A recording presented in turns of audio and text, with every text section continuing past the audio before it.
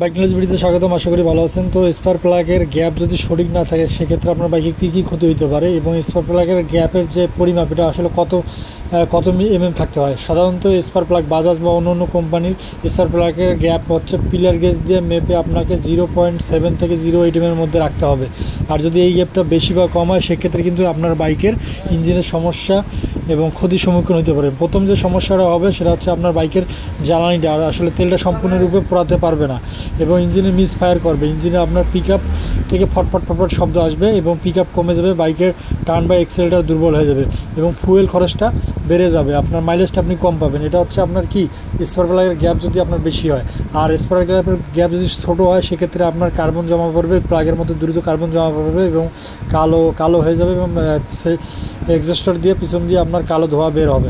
এই জন্য spark প্লাগের gap সবসময় আপনাকে মনে রাখতে হবে। কোম্পানি রিকমেন্ড হয়েছে 0.8 থেকে 0.7 এর মধ্যে এই গ্যাপটা পিলার গেজ দিয়ে আপনাকে মেপে রাখতে হবে। আর যদি আপনাকে এটা ঠিক না হয় তাহলে কিন্তু আপনার বাইকের পারফরমেন্স পাবেন না, আপনার ইঞ্জিনে অনেক রকম ক্ষতি হবে।